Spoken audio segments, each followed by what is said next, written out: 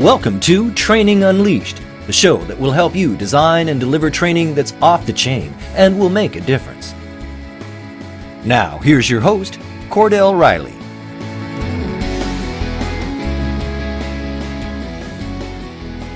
Hello, welcome to Training Unleashed. This is Cordell Riley, your host for the morning, and it is my pleasure to welcome our audience back, but also to welcome John Formica to the session. John describes himself as the ex-Disney guy. John, how are you doing this morning? I am doing fantastic, Cordell. Hope you and all those that are listening are doing great as well. I am doing awesome, John, doing awesome. And just a little bit of setup here, because I think this is important. So for the audience, I don't know how many of you have listened to Dr. Danny's podcast, but we had a great talk week or so ago, and after that we just kind of talked a little bit more. We got to talking about me being in Charlotte, and he said, well, Cordell, do you know John Formica? And I said, I don't know John Formica. And he said, well, you really need to know John Formica. So he made an introduction. John and I had a coffee last week and a great conversation, and I was just so intrigued by you, John, and your message. I said, John, you have to be on the show, and he said yes, and here we are today. Well, it was a great morning, having some coffee and sharing some insight and ideas, and certainly learned a lot about what you do and how to do things. And I'm honored to be here and to share with your audience, and anything I can do to help. It's all about growing. It's all about being the best that we all can be, whether it's individuals or businesses or organizations. And I'm just honored that you've asked me to be on part of this, and I'm looking forward to it. Well, thank you again, John. Delighted to have you. So, John Formica, the ex-Disney guy. So, John, I set that up. I said that's kind of who you are and what you do. Why don't you maybe share with the group a little bit more about who you are, what you do, this whole ex-Disney guy, so people kind of get a better perspective for John here. Sure, absolutely. Well, but Cordell, my background is I spent over 30 years managing and supervising people in the service industries. I managed hotels, resort properties, and assisted living communities around the country, working for some pretty big companies like Hyatt and Hilton and the Adams Mark Hotel chain and Sunrise Assisted Living. But most of my career, believe it or not, was spent with that wonderful company down in Orlando, Florida, a company that many of your audience are very familiar with. I used to manage the hotels and resort properties for Walt Disney World. And I always joke sometimes and say some people get frustrated that they have a rat for a boss.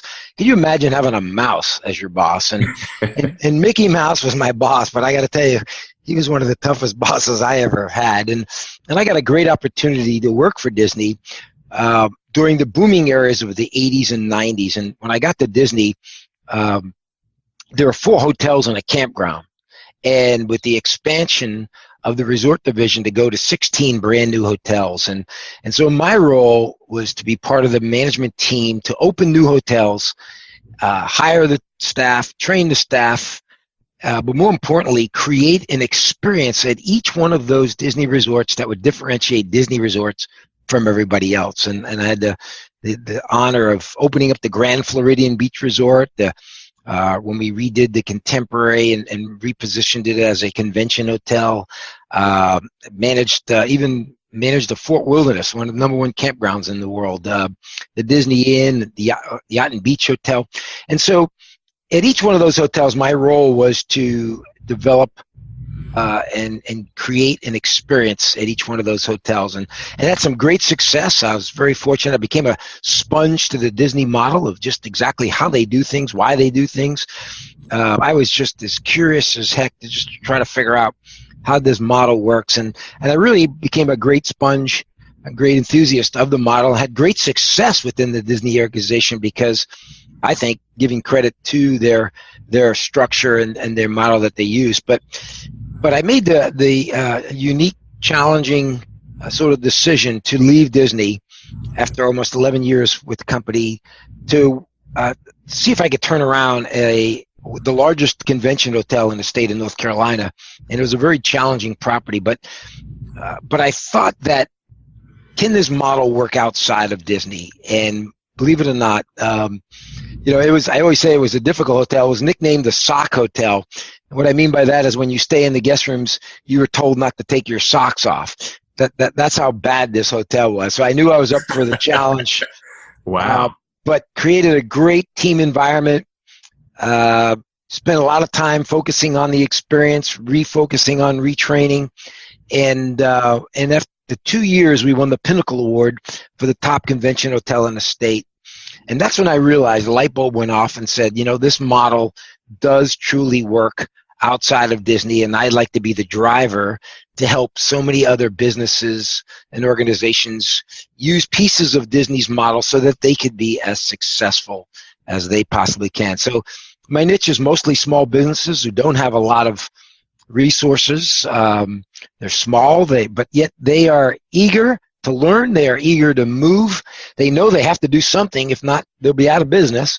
And so I work with a lot of small businesses around the world, in countries and tourism destinations that if Disney ran your business, what would that look like? And so I usually do my best to show them exactly that if Disney would run it, what Disney would do based on that model to make them be successful. And I got this nickname, the ex-Disney guy, and I was named America's and Australia's best customer experience speaker, and I'm honored to do that. And I'm just having a blast sharing everything I possibly can to help other people become successful. Training Unleashed is brought to you by Tortal Training, specializing in e-learning and interactive online training solutions for corporate, government, nonprofit, and franchise organizations. Tortal makes effective training easier. Just go to tortal.net to gain access to real-world tools that can make a difference. That's tortal.net, Tortal, tortal.net.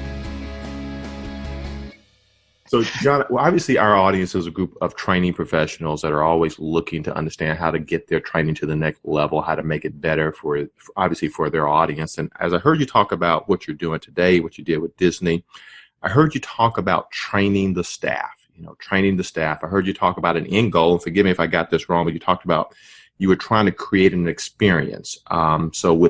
If the experience is your end goal and you're working on training the staff, what makes your training effective that you think would benefit our audience to hear about as it relates to training and education?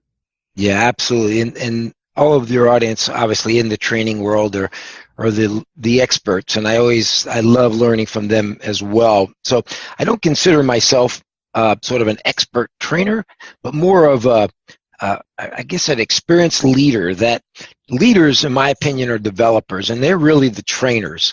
I know bigger companies have a training staff and people will do training, but really the responsibility falls on leadership as far as how they carry out that training. And we all know, and I'm sure your audience knows, listeners know that there are people that they wing training. They just sort of hope through osmosis that somebody's going to teach someone else, or just by shadowing somebody that all of a sudden that person is going to be up to snuff and do a great job. And I think where it really begins is that Walt Disney said you have to create the dream.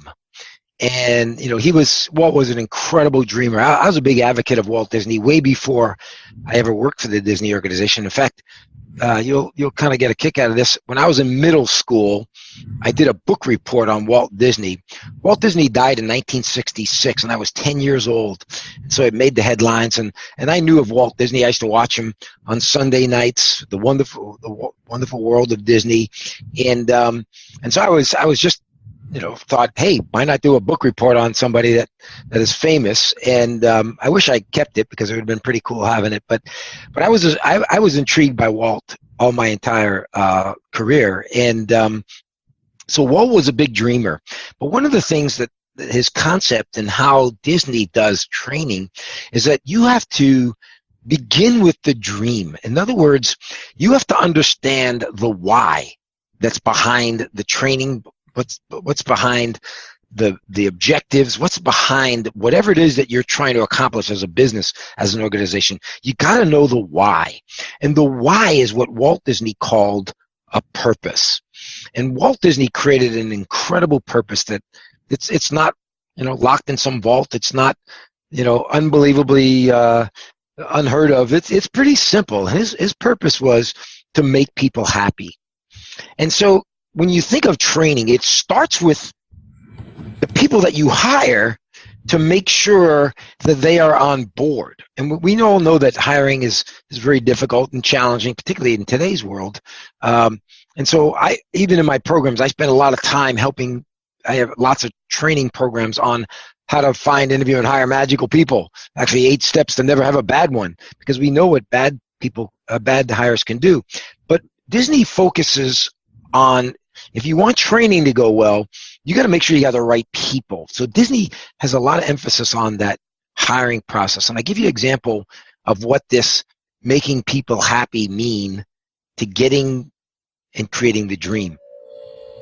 Even before you fill out an application to work at Disney, they show you a video. And in the video, it talks about that your purpose and the reason why you're getting hired, if you get hired, is you're all going to get hired for different jobs, different positions, whether you're a leadership, manager, a ride operator, a bus driver, you're going to work in food and beverage, you're going to work in hotels, you're going to be in maintenance. It doesn't make a difference. We know you're applying for a job, but your purpose is to make people happy. And so that you're going to work when other people play. And they tell you right off the bat, if you don't want to work when other people play, then maybe this is not the right job for you. They will show you a video of all the things that Disney's doing, but they'll also tell you that you probably won't get weekends off.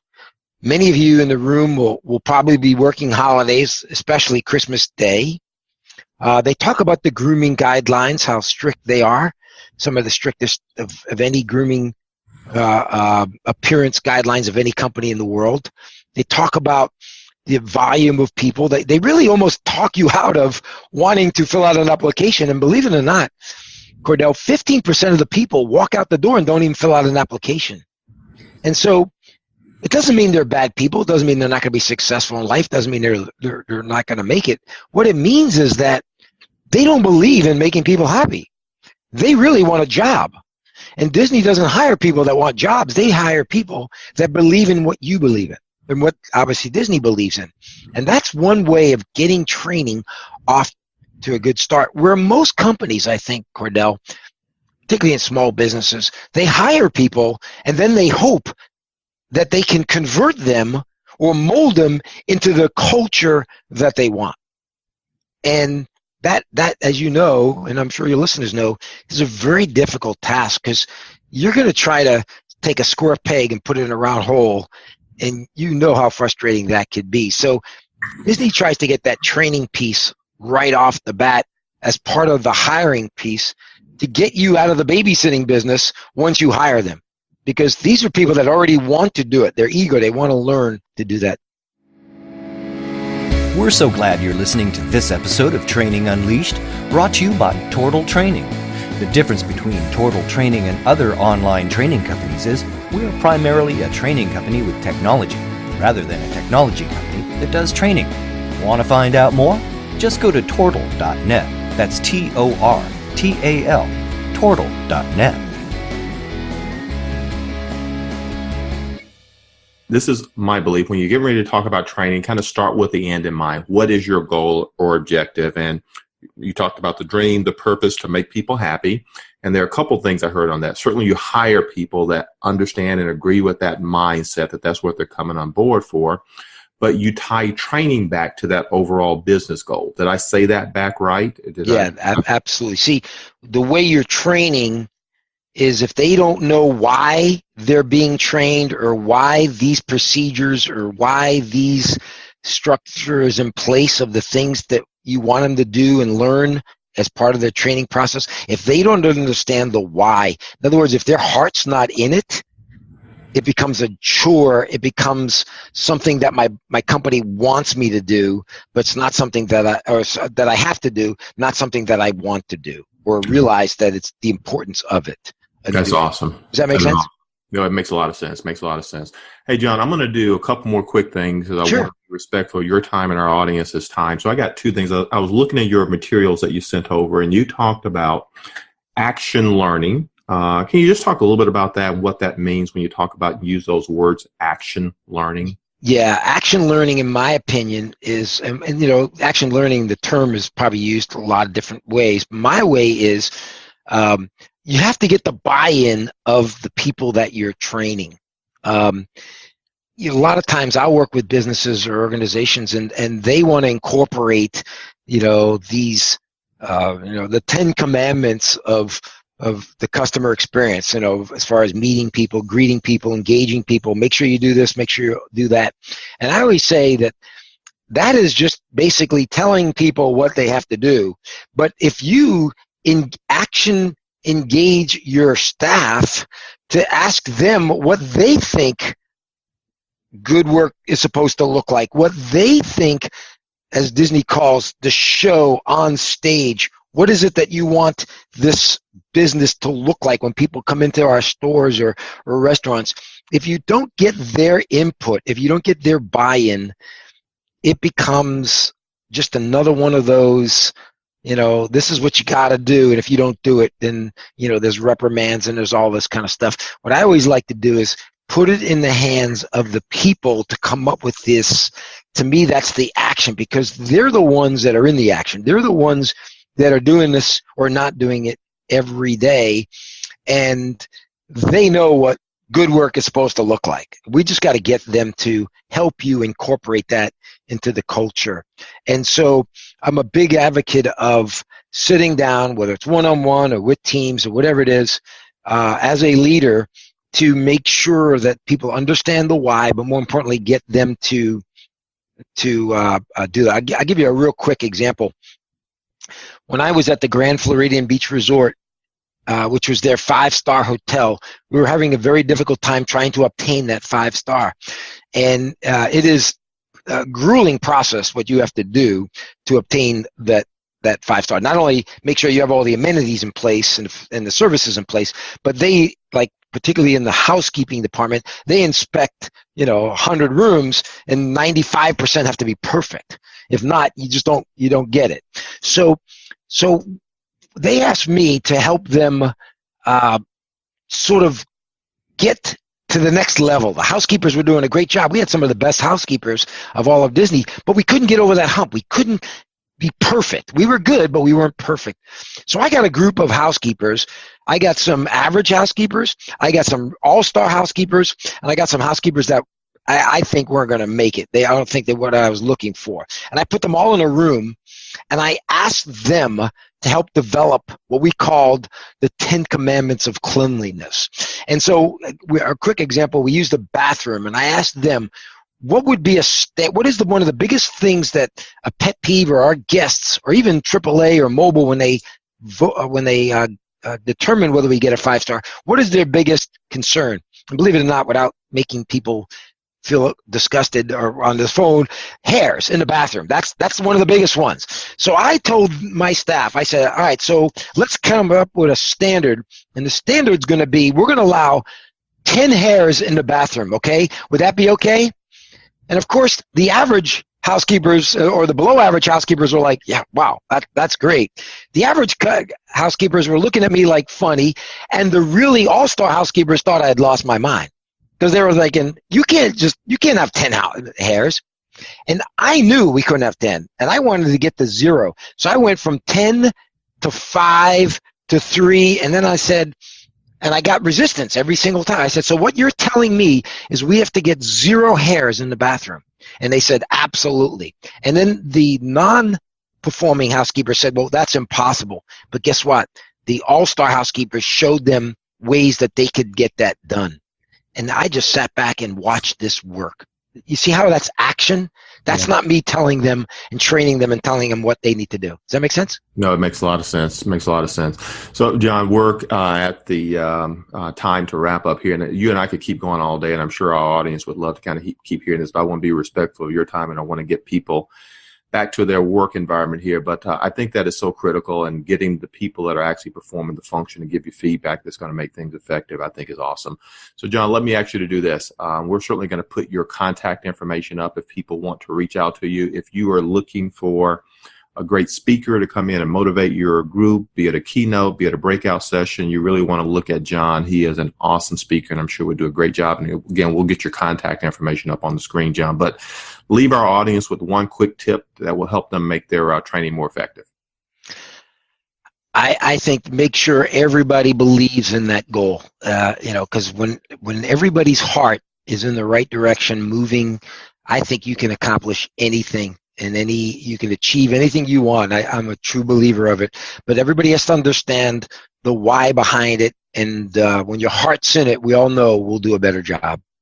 Awesome. So make sure you got the why covered, John. This has been awesome. Look forward to our next coffee or lunch and talking more. So thank you again for joining us. It's been a pleasure. Again, we're going to get your contact information up here.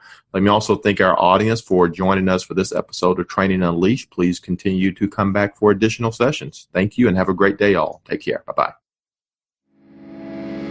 This has been Training Unleashed, but it doesn't stop here. Just go to trainingunleashed.net to subscribe to the show. That way, you'll never miss an episode, and you'll be well on your way to delivering training programs that are off the chain. We'll talk to you next time on Training Unleashed.